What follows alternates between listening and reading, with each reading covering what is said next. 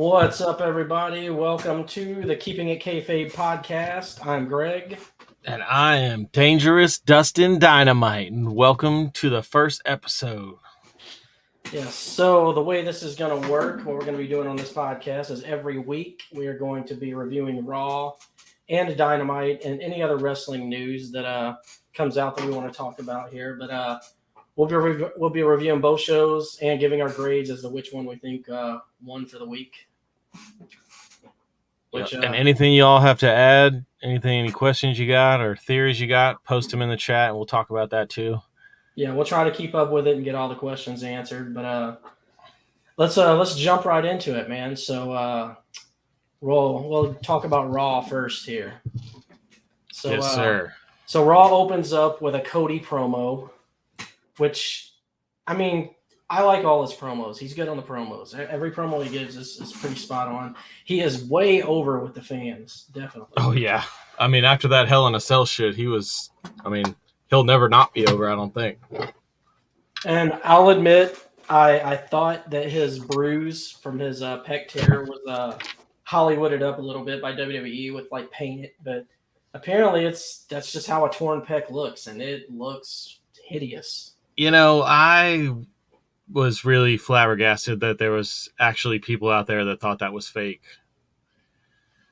I mean, but I guess people haven't seen a bad bruise before. I mean, whenever I busted my shin open, that's basically what my whole leg looked like. So, well, I mean, like it looked so bad, man, that you would think that they wouldn't even let somebody wrestle with it looking that bad. Because I mean, it looked bad.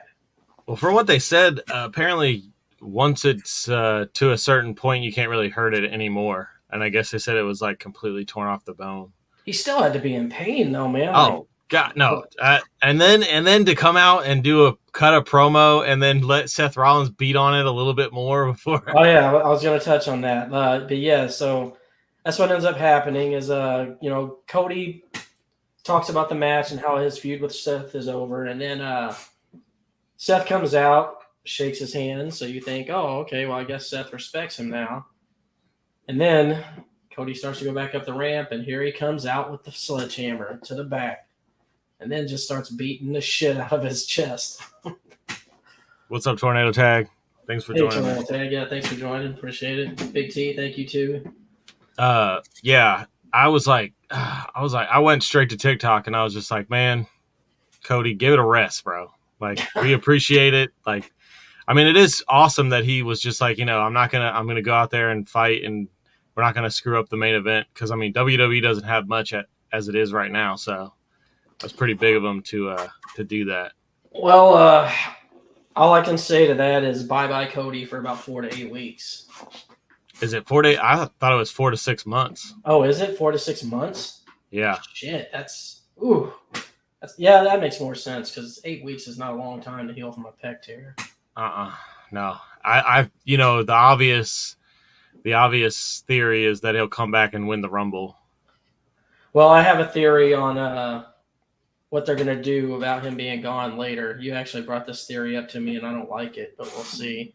Or maybe it was Jay at work who brought it up to me. But so then we get a recap. So next we get a recap of the Hell in a Cell Women's Triple Threat, where Becky got robbed by having Asuka beat and Bianca throwing her out the ring and pinning Asuka for the title, or to keep her title. So that somehow turns into Becky versus Dana Brooke for the 24/7 title. I don't know what they're doing. So are they trying to get Becky to be like where she's at, like rock bottom, like she can't even win 24/7 title, like that she's just lost it? Well, I mean, build she back only up. lost by a roll up due to interference from Asuka. So, I mean, is it just me, or does like half or like 75% of the women's matches end on a roll up? 75% of the women's matches shouldn't even be on the show. But speaking of roll, I need to write that down, because that made me think of the main event. All right, yeah. I don't know. The 24/7 title is. Well, I mean, it's where they send wrestlers to not matter anymore. Yeah. So if she's going to be contending for that, then, well, sorry, Becky. You're one of the best talents there, and they're just wasting you. That'd be some typical WWE shit. So my question for you is: are you excited because they announced John Cena returning on June 27th? I could give two fucks about John Cena coming back. You know what? Whenever I heard that, this is exactly what I said. As soon as they're like, John Cena's returning on the 27th, I'm like, to promote what? I mean, apparently, supposedly he's coming back to wrestle. So, I mean, he's gonna feud with somebody. I'm not sure, but I don't give a He's fuck. only coming back so he can have a fucking match at SummerSlam. That's it. Cool. He'll build a match at SummerSlam. He'll wrestle a couple of shit matches on Raw, maybe even on SmackDown, and that'll be that. And then he'll go back to making shitty movies. So the next segment was Miz and Maurice come out from Miz TV. Now this was good. I like this. One of my notes here is Maurice is so hot. Yeah. Miz is a lucky guy. But yeah, that dress was something else. Oh yeah, they came out to promote their new season of Miz and Mrs., which I don't even know what season it's on. I've never watched it. I heard it's I actually watched the episode because I think it came on after Raw, and it was just on the TV, so I left it on. It wasn't bad. Typical reality TV stuff. I did like Maurice's comment about how nobody really has heard of Green Bay. She's yeah, I was like, that's messed up. Typical heat check right there. Oh yeah, I love shit like that. Then Riddle comes out. Some animal comes out of his ass, and him and Miz. I think it was a llama or something. Yeah, it was some animal that came out of his ass, like every week. But him and Miz have a back and forth. Oh man, yeah, he started the small balls chant. Yeah, because first he attacks Miz's balls, and then Maurice says that Miz has average balls. Miz loses his shit, and then eventually it gets to gigantic balls. But look, I like Riddle, okay, but he came out there basically just to challenge Roman Reigns. That's what that was all about, which he did, and that'll be a great match. But I fucking hate the RK Bro 420 says I just smoked your ass. God, I hate that so bad. Well, you've never really been one for the goofy gimmick, the goofball gimmick. He's a goofball. It's just so horrible. He's one of the only things I enjoy about WWE. But him and Miz ended up having a match, and it was actually a decent match. So Riddle's been having some really good matches lately. His match on SmackDown, I think it was SmackDown against the Usos, where it was just him against the Usos, and he was basically tearing them up. And then, he's had some good matches here lately.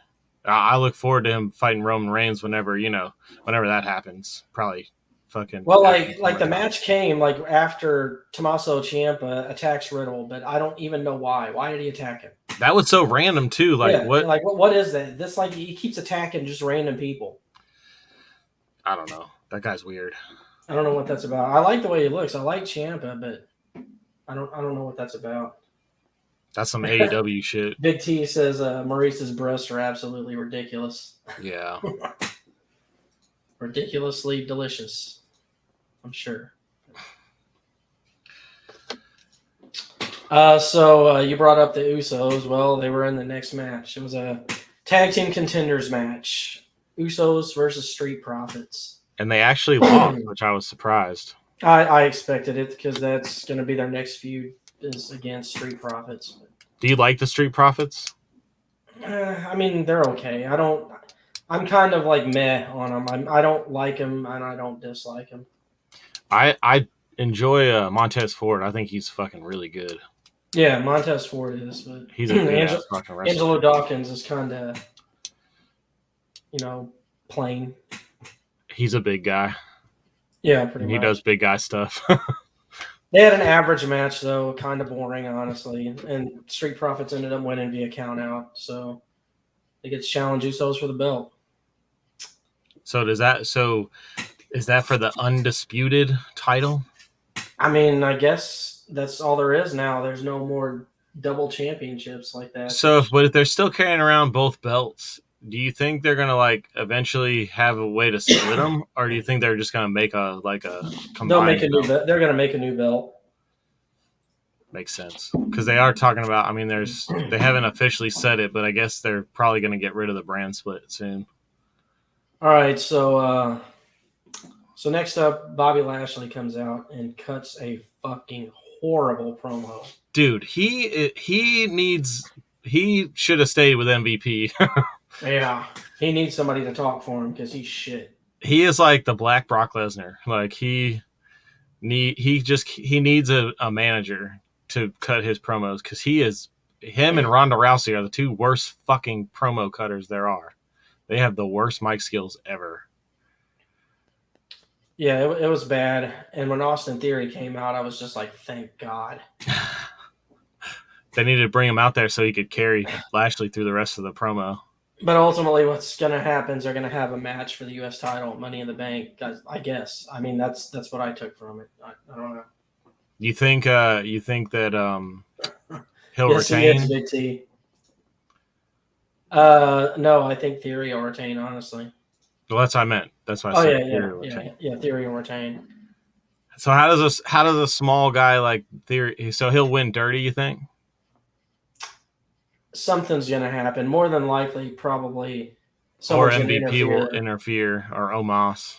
I think that's over. I think it'll be someone else, and then you'll start a Bobby versus someone else we don't care about feud.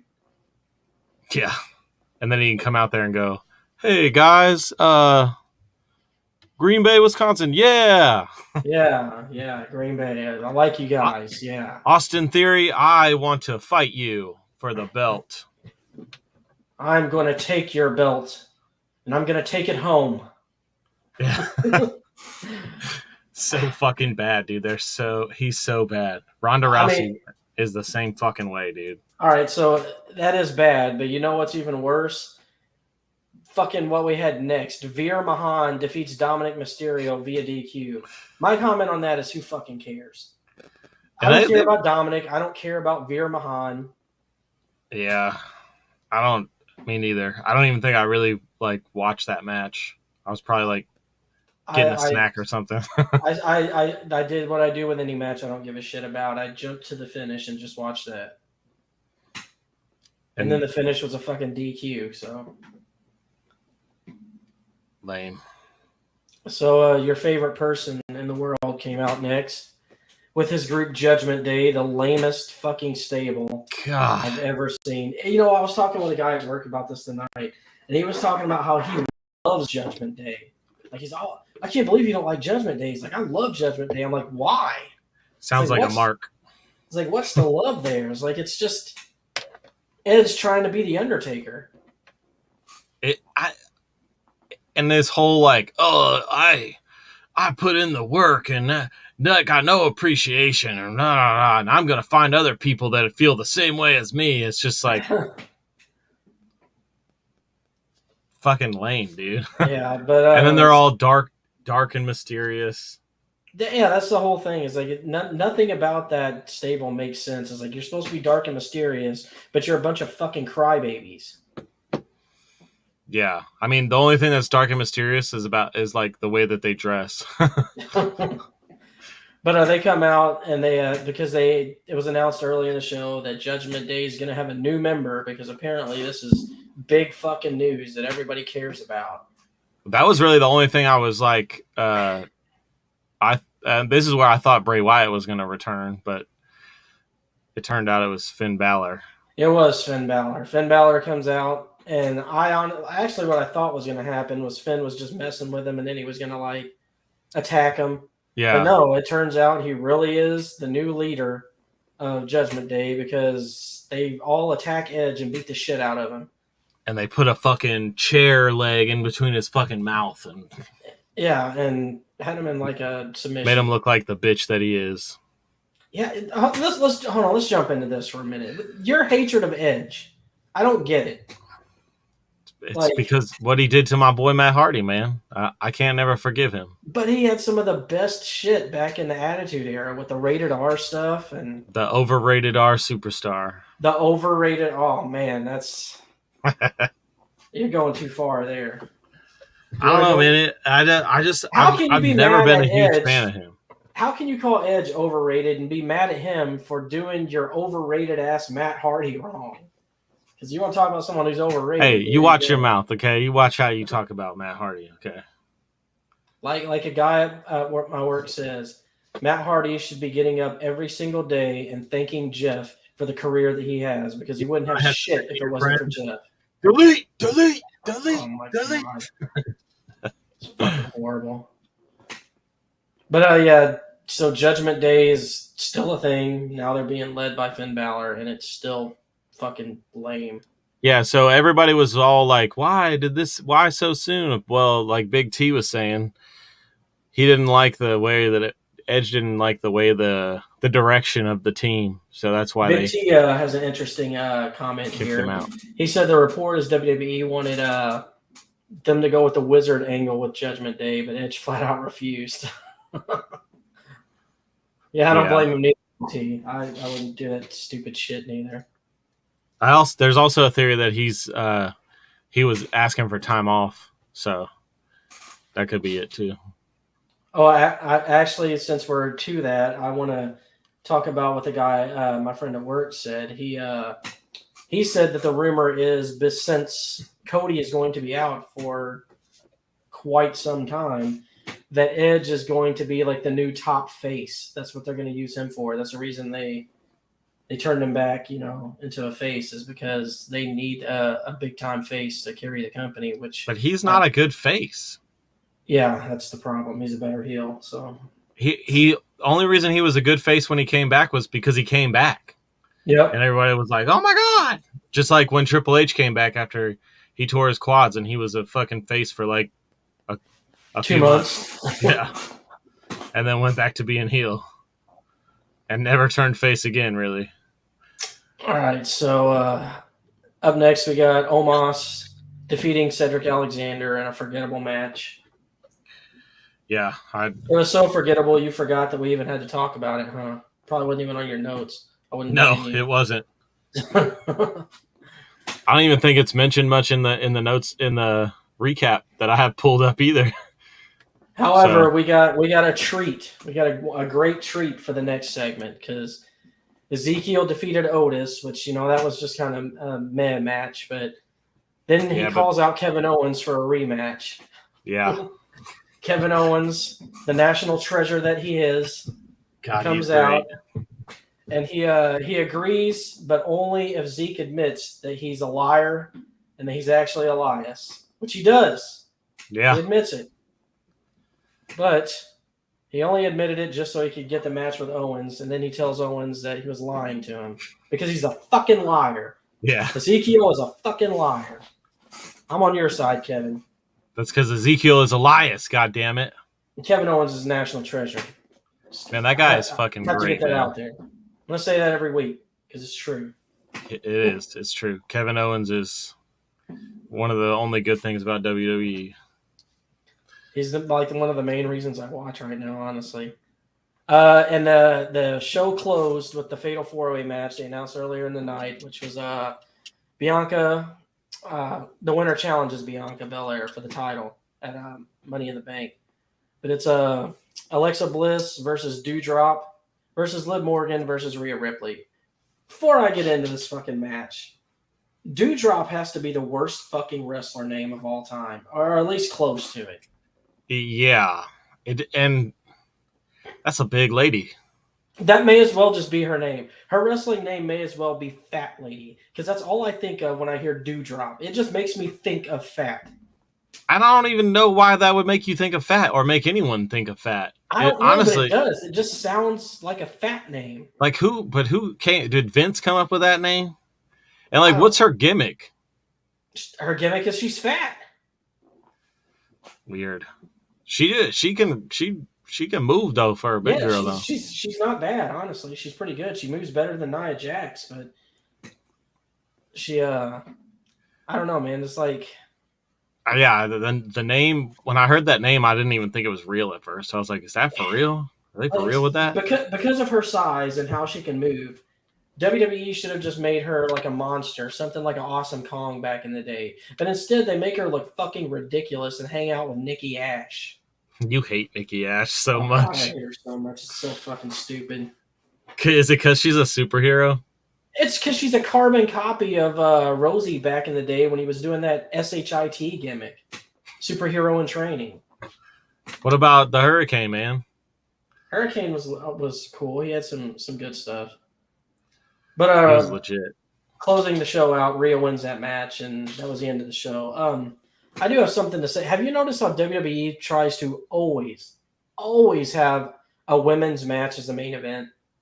It's been the main event on Raw for like 4 or 5 weeks in a row almost. I don't understand what they're doing with that, man. Like, I And understand and they for want to 3 get weeks the straight, it was fucking Asuka versus Becky Lynch every week. Same shit every week. Asuka, Becky Lynch. Asuka, Becky Lynch. With Bianca Belair sitting out there watching the match. Like, okay, we get it. They're feuding. what they should have done, because the only match that was on the card at all that would have been main event worthy should have been Riddle versus Miz. That should have been your fucking main event right there. Yeah. They should have had the Miz TV thing. Then they challenge to a match and not have the match immediately after Miz TV. You push it to the end of the night. But no, what they do, they have this shit way early and then close the show with a fucking match that nobody cared about, really. I mean, the match was actually really good. It was a good match. The Fatal 4-Way?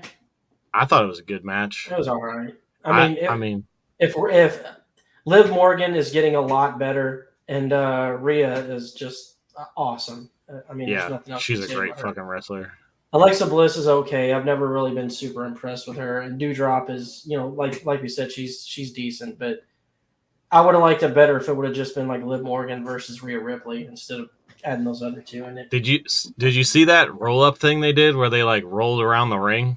Yeah. I was like, what the fuck is that? It was cool though. I was like, that's pretty cool. I wonder if they were like practicing that and like it had just happened on accident where they were like, oh look, we can roll all around the ring in like a ball. I don't know, man. I don't know what's going on. I'm worried about what WWE is going to do in the future because Cody was like their hope, and now he's out. So, well, this is my thing about WWE, and I'm going to go on a little bit of a rant here. Okay. I don't understand.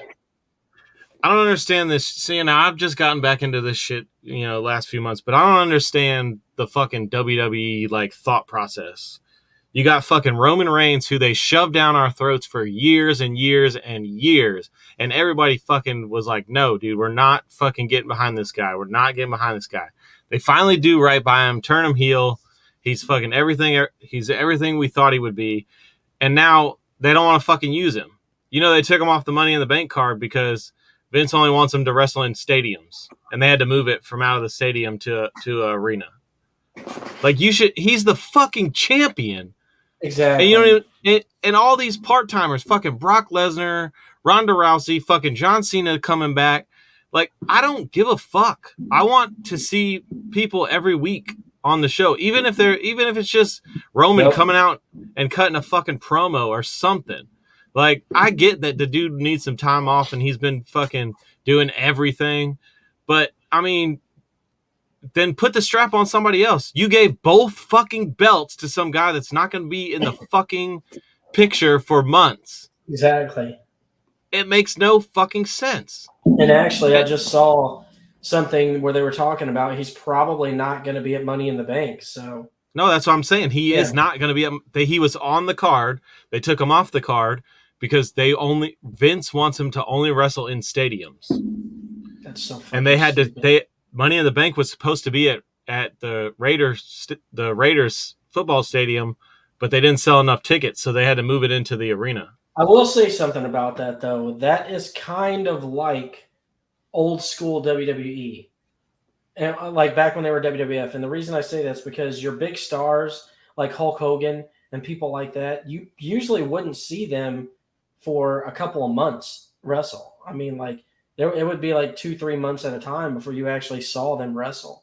Once in a blue moon, you might catch them on like the Saturday morning show or something and like a tag match or something, but it was rare. Yeah, but they would still like be there and like they'd still be building their match. They would cut promos. They'd have to cut promos, and then they just. I mean, I'm not saying Roman needs to come out and wrestle every fucking Thursday night or Friday night, but he needs to fucking be present. He's the fucking undisputed champion. Yeah, there's no other champion. I agree. Why'd you give him both belts? If you wanted him to go, just give someone else that other. Let somebody that's gonna be there every week fucking hold the belt. Like, no, I agree with you, but he needs to at least be putting out promos. Even if it's he was showing up with the Usos during their tag shit with RK Bro, and he wasn't wrestling, but he was there, and he was cutting promos. Even promos from like his home would be fine. Like him just doing like when they do the little satellite things, that shit would be fine. Just as long as you see him and you hear him, that's what's important. It just doesn't make any sense to me, and that's why I don't really. I watch WWE for the podcast, and that's it. So, I said my closing is the show overall was mid. I give it a C just because it had some good segments. Yeah, I gave it a C-. It was average. It was good though. There were some things in there where I was like, okay, this is cool. Like the Cody Rhodes, the Judgment Day thing was interesting. And yeah, some of the matches were pretty decent, but other than that, there was at least for me, I gave it a C because there was at least 2 good matches and there was at least 3 good segments. So that's enough to give me a plus. I mean, that show's just too fucking long, man. 3 hours is just too much. Yeah, it really doesn't need to be 3 hours. They could just knock it down to 2. Yeah, definitely. All right, so moving on to AEW Dynamite. So we open the show with the Battle Royal. Let me talk about this fucking Battle Royal. Please, I fucking hated it. Okay, so it made no sense at all to even have this fucking Battle Royal because there was no top guys in the Battle Royal. It was all mid-card guys. They were. And what are you talking about? Eddie Kingston was there. He's man, like the fuck biggest Eddie Kingston. Exactly. Fuck Eddie Kingston. And did you see how and look at how sloppy he was for wrestling? Fucking sloppy motherfucker. We'll talk about. We'll get to this. Don't worry. So it didn't make any sense because what they should have just done is said Mox Mox is the interim champ and he's gonna fight Tanahashi at fucking Forbidden Door because they put out this pointless fucking match with. Like every single mid-carder in AEW, all the top, and everyone's going, where's fucking Adam Cole? Let me interrupt you for a second and just ask you this one thing. How did you like the 5 fucking guys coming out at one time shit? Yeah, that's how they do it. They call it a casino. It's a casino battle royale. I hate it. I hate that shit. And but back to what I was saying, it was everyone's sitting there wondering like, where's Adam Cole? Where's all these guys that, we want to see fight Mox? And then it turns out like Adam Cole is fighting for some other fucking thing. And Miro is fighting in the new fucking belt that AEW just made. We'll get to that. Let's see. Fucking Wardlow is going to fight 20 security guards next week. All this stuff gets addressed later as to why they weren't. But that's what I'm saying. Yeah. But it was fucking pointless. What I'm trying to say is it was fucking pointless. There was no reason to have it. Yep. They should have just said Mox is the interim champ and he's gonna fucking fight, or Mox and Tanahashi are gonna fight each other for the belt at Forbidden Door, and called it a fucking day because it honestly was just a waste of fucking time. The whole thing. It was. I didn't like anything that happened in it. My notes on it are this. Is like I said, this match was a fucking disaster. I can't wait. I couldn't wait for it to end. Kyle O'Reilly wins, which I love the guy, but it makes no fucking sense. No sense. He's so early into his debut in AEW that he's not, like you said when we were talking, he's not a draw yet. Like they did put on a hell of a match, but we'll get into that. Well, after that, Mox cut a pretty good promo backstage where I like how he said the Forbidden Door belongs to him. I like that. So, Yeah, it was a short promo we cut backstage, but I liked it. It was good. Yeah, I love Mox. They announced that CM Punk's surgery went well, so all we got to do is wait for him to heal up. And then I think he's going to be out for a few weeks, for 4 to 6 weeks. That's probably who I was thinking of. I got it mixed up. But and then they announced a new title that is called the All Atlantic Championship. Yeah, Horrible that has name for a belt. Horrible. It has like it has flags that aren't even like Atlantic countries on there.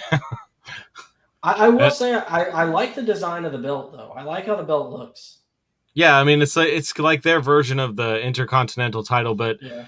My whole thing is like you have the TNT title, you have the fucking championship belt, you got the tag titles, you got this new fucking belt, but then you also got all the fucking Ring of Honor belts from all the fucking Ring of Honor guys that you got. So like, is just everyone in AEW going to have a fucking belt now? I mean, Big T makes a good point here. He's talking about how the bummer for Kyle is that you already knew he wasn't going to win. Like, him winning the Battle Royal was pointless because it was Tony Khan doing his fucking dream fucking shit that he does, dream booking bullshit. He's like, let me just throw all these guys in here. Do you know what the best part of that fucking whole thing was? What's that?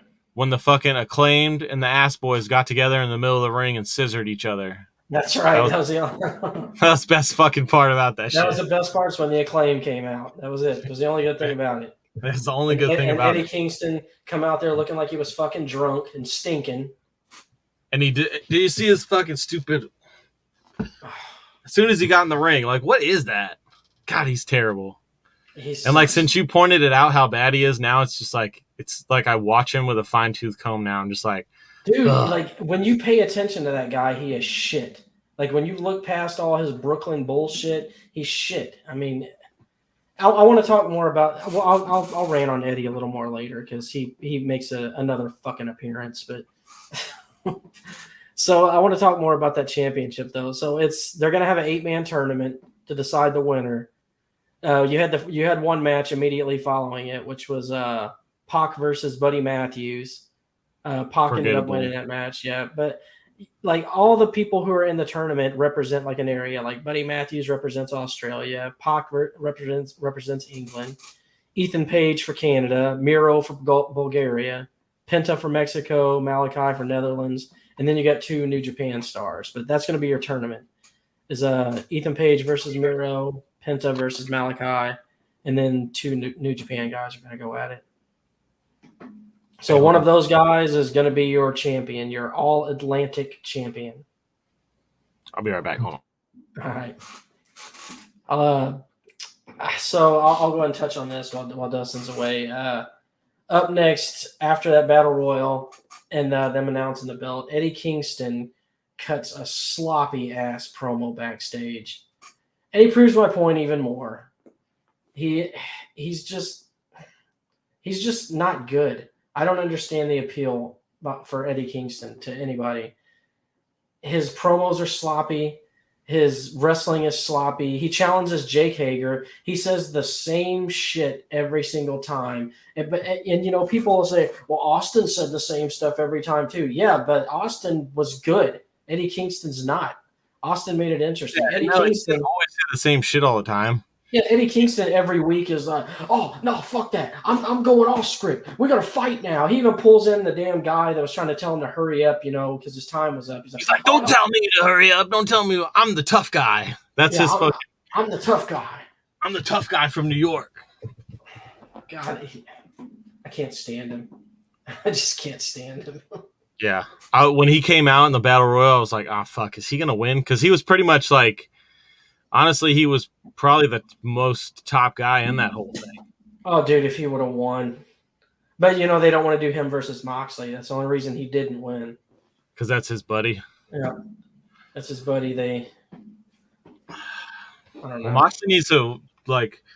Moxley needs to pick new friends. That's what he needs to do.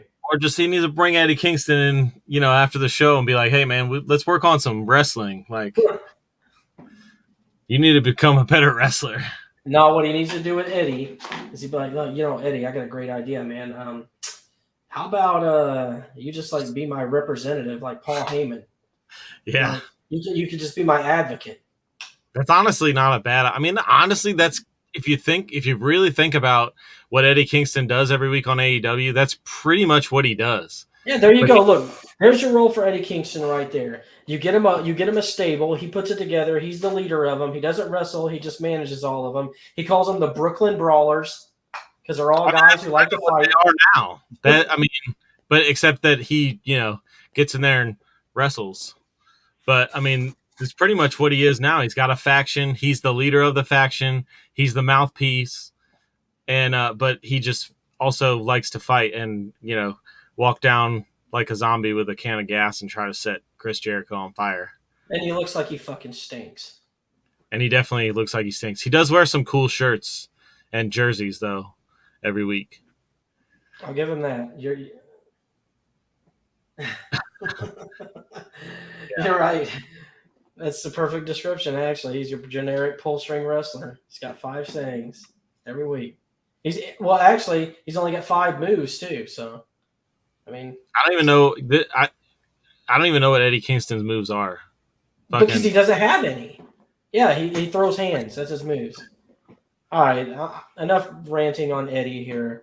So, coming up next, we got Hangman had a match against David Finlay, which, don't get me wrong, that was a good match. It was a damn good match, but like, why is anybody going to give a fuck about this match? There's no history behind it. They just threw it together like AEW always does. Like, hey, these 2 guys are good. Let's make them wrestle. It's another Tony Khan fucking wet dream match where he's like, yeah, let me put these 2 guys together tonight. And everyone will be like, yeah, woohoo.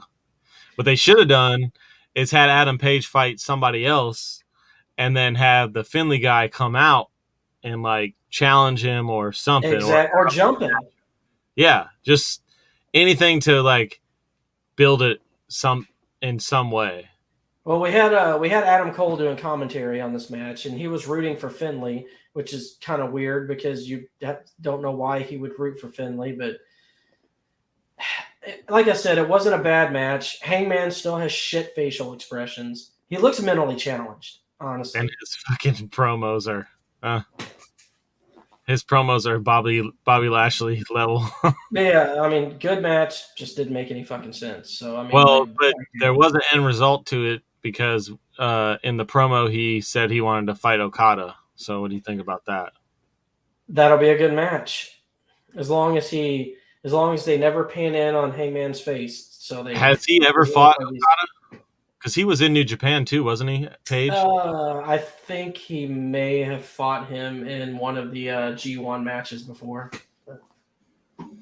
But he's a better wrestler now than he was then. So he's a very good wrestler. He just, I don't know if he would do better with a different gimmick or if he's just one of those guys that's not great on the mic. Well, what's good about him going versus Okada is both of their finishers are clotheslines. So, Hangman's is buckshot lariat and Okada's is the Rainmaker. So, how'd you like that cowboy shit chant at the end of his match? Did it get your dick hard? No, it made my dick crawl up inside my body and hide. Never want to be seen cowboy again. Shit. Cowboy shit. So next up, we have Tony Schiavone interviews Wardlow, or the War Dog as they're calling him. Yeah. The fans are. I mean, he's over. Fans like him. I love that. I love that he doesn't come out to the music at first. He lets the fans like chant him in. I think that's fucking cool. Yeah. And then his music hits like after he comes out. But I mean, for what it was, his promo was decent. Honestly, what he's doing. Okay, so actually, I have 2 fucking points on this thing.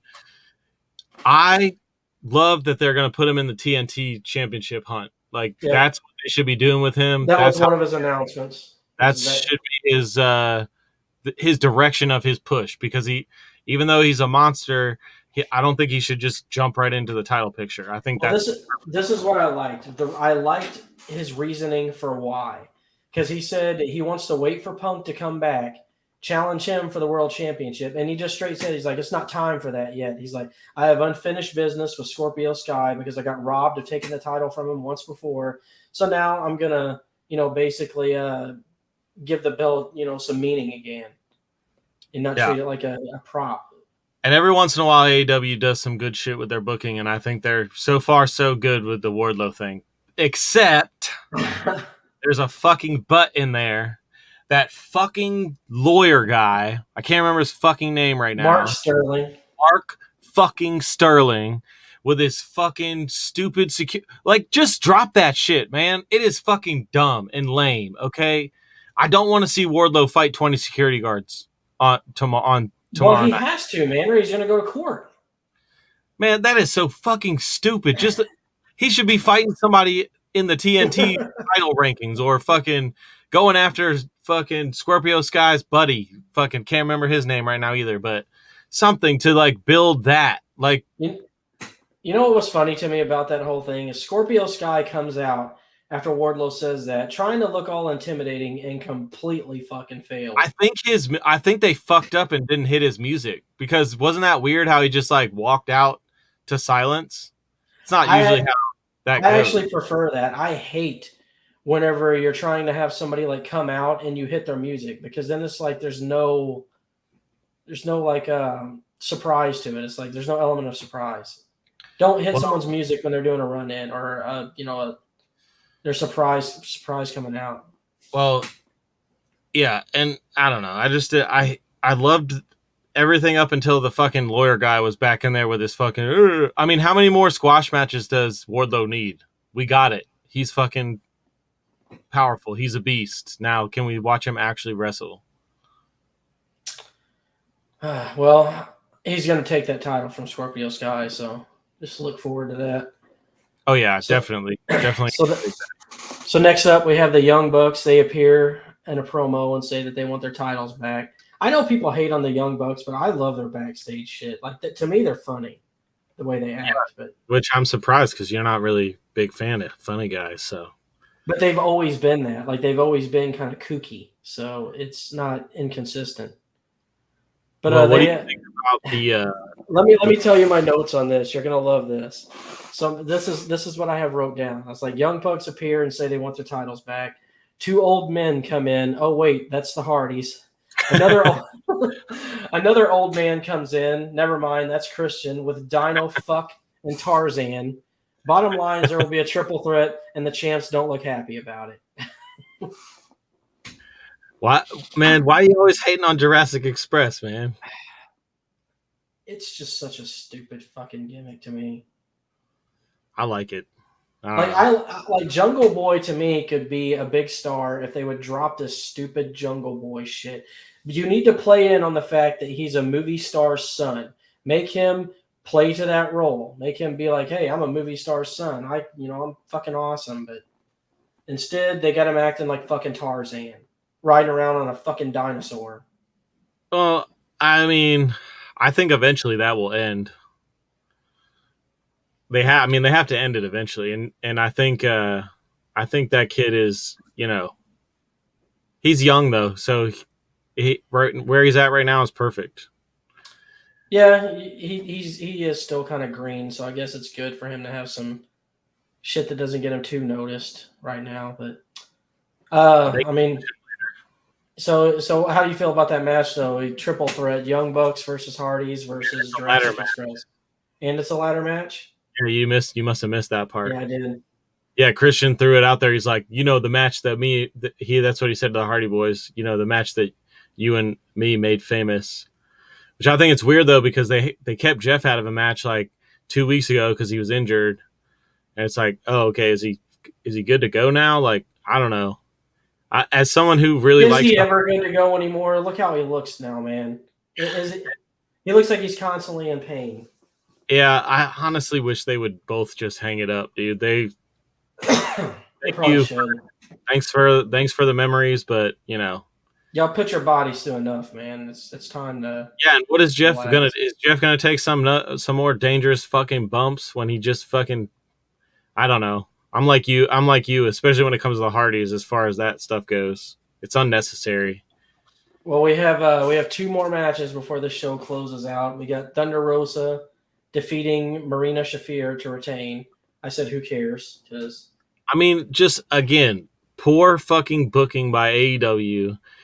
They bring in fucking this chick who only wrestles on AEW Dark, and no yeah, one's ever heard of her before. She's wrestling Thunder Rosa, who's a really good wrestler and puts on good matches. I mean, they put on a decent match, but like they're so like where like Chris Statlander or fucking this is what they should have done. anybody, dude. Since no one knows who the hell Marina Shafir is, really, because unless you watch Dark, you're not going to know. Have her come out to the fucking ring to call out Thunder Rosa. Have her come out there, make the commentators be like, that's Marina Shafir from AEW Dark. What's she doing here? Then she gets a mic and she's like, I know most of you probably don't know who I am, but, give some kind of little fucking promo speech. Then calls out Thunder Rosa. And Thunder Rosa, being the fighting champion she is, she's like, you may not be worthy of a title shot, but I'll give you one because I'm a fighting champion. Boom, there you go. I mean, if she's gonna be a fighting champion, well, can we please have her fight people? Because you know what my first thought was is when Marina Shafir came and interrupted her promo and was like, "I want to fight you." I was like, "Who? Who is this?" Exactly, because nobody knows who the fuck she is. There's so many good women in AEW that just get like. There was so many other options for that could have made it a lot better. I think the women's division is very, very weak in AEW. I don't think there's a whole lot of really good talent there. And I mean, there is some women who have the potential to be good, but they're still all too green. You don't have your Charlotte Flairs or your Becky Lynch's or Bianca Belairs there yet. You just don't. You got Britt Baker, you got Thunder Rosa, and you got a few others, very few others, but that's Jade really Cargill. it. Jade Cargill's even green. I like what they're doing with her, but she's Chris still Statlander. green. Chris Statlander's Statlander. good. Statlander's good, yeah. But the thing is like there's no storylines with any of these women, so who fucking cares? I know. They just the only storyline they have in the women's division is Thunder Rosa is a fighting champion and she fights randos every week. And then Jade Cargill goes out there and fucking talks shit to Tony Schiavone. And I guess she's gonna fight with she's feuding with Athena now. So like I'm always harping about how I just don't like Thunder Rosa. I think she's great. I think she's phenomenal. I think she's one of the best wrestlers there. But I just don't like her. And I can't figure out why, but I think I finally know what it is. Let's hear it. I think she reminds me of Amanda Nunes with the way she talks. And that's why I don't like her, is because I cannot stand Amanda Nunes from UFC. Did you like watching Amanda Nunes get her ass kicked? Oh boy, did I. Juliana Pena too. At least it was by someone I liked. That's what I liked about it. So. We forgot to add something to the we missed something in the AEW card. What's that? The debut of Will Ospreay. We did. I did forget to mention that. Yes, Will Ospreay. He came out during the which segment again? It was FTR was damn, what's that other guy's name? Gutera, whatever. Sammy Gutera. That's right. He was saying how I want FTR at Forbidden Door, and FTR came out, and then Will Ospreay and his gang jumped on him, and now they're gonna fight Friday. And you spoiled that for me. I did. While I was at work. Because see, I like you apparently are a big mark for the guy, but I just discovered the guy about a month ago, and I was like, oh man, this guy's fucking awesome. I actually think Ospreay may be the best wrestler in the business right now, like pound for pound. Like as far as like promos, the wrestling ability, he's really good. The only one that even I would compare to him, like another guy that's like one of my favorites, is Jay White. But no secret, I'm a huge New Japan mark. It's my favorite company out of all of them. So I can't wait till you get into start watching some of this and know some of the people, and so I can get your thoughts on it. But we'll get there. But let's finish out this AEW card here. Thunder Rosa did defeat Marina Shafir and if we didn't say that already. But Mox versus O'Reilly. Kind of lackluster match, honestly, for me, compared to what we usually get out of O'Reilly and Mox. Well, I mean, the motherfucker had to fight in a goddamn battle royal to get to that point. Like, I thought they were fighting next week or at Rampage. I didn't realize they were fighting like that night. Another thing that just made no fucking sense. So obviously Mox won. Everybody expected that to fucking happen. It was as soon as the battle royal ended, I knew who was going to win the match. But there's something so that Dynamite went off the air right after that match. I had a serious fucking problem with that and what happened. You have the belts outside, the AEW belts outside. The winner of this match is going to be the interim champion. So if we're crowning a new champion here on the show tonight, why are they not holding the fucking title in the ring? The belt just sat there on that podium entire fucking time.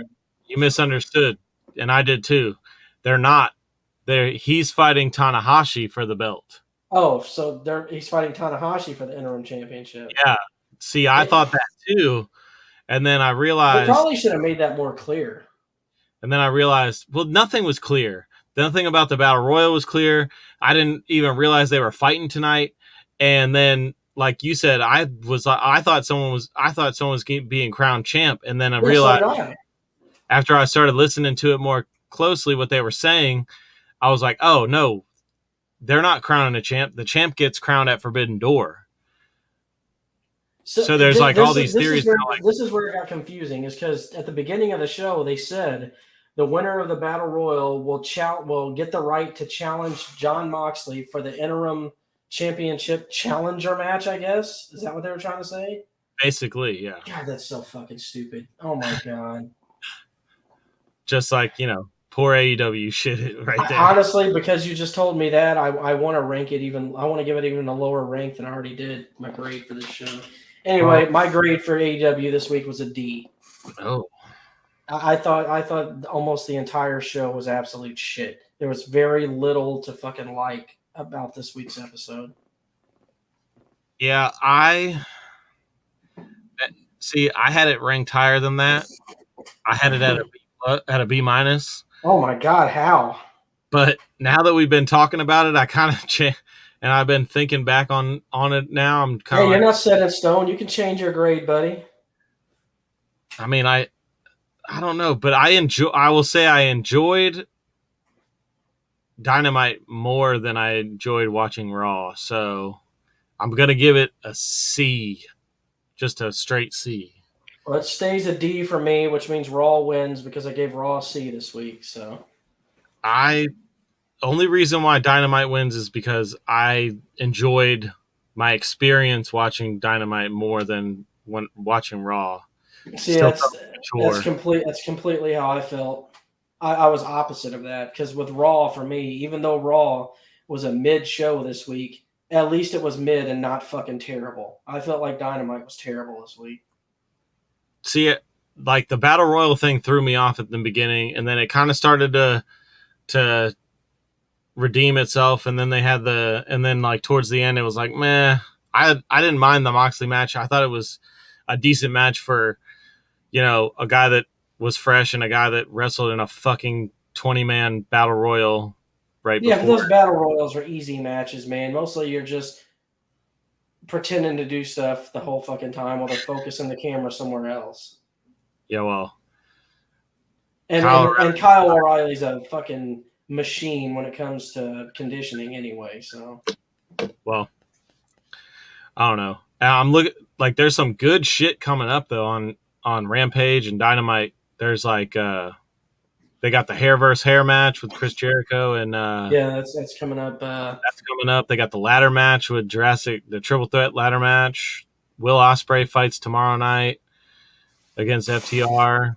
Ooh, I definitely can't wait to see that. What do they call that? What do they call Will Ospreay's faction? United Empire. United Empire. I want to keep saying United Kingdom. Like, obviously that's not it.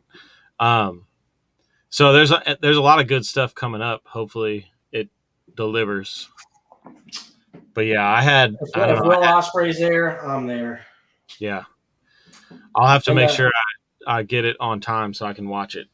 so yeah, I gave you my login for New Japan, so you can start trying to watch some of that. I would recommend if you're going to jump in, watch the Best of Super Junior finals. Don't worry about all the leading up to it. Just watch the finals. Skip about halfway into the show until you see Jay White and Bullet Club in a tag match, and then watch it from there though, because everything after that's going to be watchworthy. And then definitely you got to watch Dominion coming up because Dominion is like their big pay-per-view. Is that like their WrestleMania? It's not their WrestleMania, but it's like their SummerSlam. Ah. So Well, we do need to talk about one more thing before we go, and that is MJF. yes, let's touch on MJF. So we got some theories here. So let's go with your theory first. What's your theory? Well, I don't know if I completely believe this theory. It's just one that I came up with. I wouldn't say that I believe it. I just thought about it and I'm like, hey, it's interesting. So my theory is that what if this is all a work, but the only people in on it is Tony and MJF. Like they are keeping everyone else in the dark because it's the only way to like keep it from getting out. I mean, if it's true though what they said about the TV executives, that could have been a really bad idea. Yeah, but I mean, Tony is a billionaire. He can throw money at any situation and sway it in his favor. So. I mean, I'm to the point where I want to say it's not a work anymore, but I'm not ready to commit to it yet, to that theory of thinking. But if this is a work, dude, this is probably one of the best works of all time. Well, let's say that it isn't. Let's say that it isn't a work. So where do we go from here? I mean, is MJF just I don't know, man. Just wait out his contract? Is Tony going to release him from it and fire him? Give him a no complete cause for 30 days? I mean, like what? What are we looking at here? See, and it could go many different ways. I think MJF would get buried in WWE personally. Well, what do you think about the people who say that he is being like kind of a bitch about this whole thing and should just, ride out his contract and get more money afterwards and stop wanting it earlier? Because like people are making the argument, he's complaining about these WWE guys that are making more money than him, but they have already paved the way. They've already done their time in the business. So that's why they're getting that big money. They're not getting big money to wrestle anymore. They're getting big money just to be a presence. And honestly, they're there. A lot of them are out there like coaching some of these younger guys. Like Bryan Danielson is coaching Jade Cargill, and you got William Regal in there, I'm glad you brought up Danielson. The fact that he got another concussion is worrisome. Yeah, that's not good for him. Because that's like, that's what put him out the first time. So if he starts getting them frequently again, you might not see DB anymore. Or Bryan Danielson, rather, instead of Daniel Bryan. We'll see him at the beginning of the main event at Dynamite, and he'll say, "And this is the main event." Big T, to answer your question here, they I don't think they've announced it yet. All they said is 2 New Japan wrestlers. So it's Tanahashi and somebody else, and they did announce it. It can't be Tanahashi if Tanahashi's fighting for the world title with Mox. No, they're fighting this weekend for that spot. Hold on, wait. We're talking about the Atlantic Championship. The 2 New Japan guys that are going to fight in that tournament. That can't be Tanahashi. Well, they mentioned something about it, how he has to win. Tanahashi has to win at some NJPW thing to get. Oh yeah, he's fighting a New Japan guy for the rights to fight Moxley. Yeah, that's what he's talking about. He's got to fight Hiroki Goto, but that has nothing to do with the Atlantic Atlantic Championship match. This is going to be 2 other New Japan guys. He was talking about the NJPW thing this weekend. Oh, okay. Yeah, I thought he was talking about the other thing. Yeah, I understand now. But I'm still curious who those two New Japan guys will be for that tournament.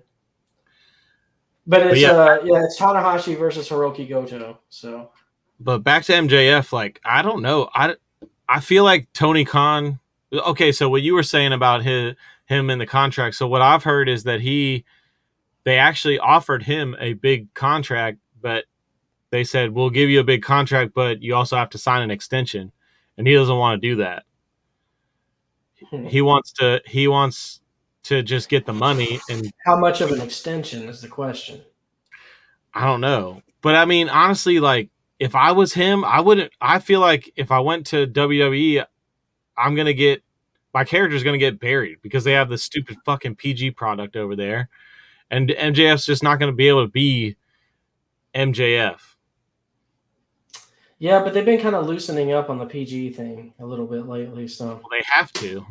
They have to because they got to do something.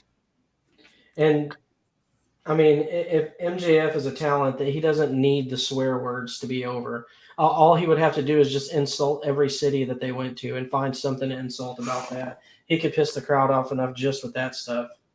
He doesn't need the extra shit. But 5 years is a long time, man, because he's going to be in his 30s by the time he gets out of AEW. So I don't blame him for not wanting to sign that amount of time. Just stay with AEW because they're going to be bigger than WWE one day. I don't know about that anymore. We'll see. Maybe if Vince dies. You know, Vince pushed his own fucking daughter out the company now. So I know, right? It's crazy. Well, all right. I guess let's go ahead and wrap this first episode up, man. I want to say thanks to everyone who tuned in, listened to us. If you tune in later after the show's gone live, make sure to hit that like and subscribe button. We'll be doing it every Thursday. If anything changes, well, if any type of schedule changes happen, we'll be posting it on the TikTok, so follow that as well. Yep. Everything is the same. Keeping it kayfabe. It's on Twitter, YouTube, TikTok. Yep. And it will be available on Spotify, Apple Podcast, and all of those podcasting platforms probably within the next 2 days. I just got to get everything set up after this first episode. But yeah. But that's it. So until next time. Keeping it kayfabe. Keep it kayfabe. Keep it kayfabe.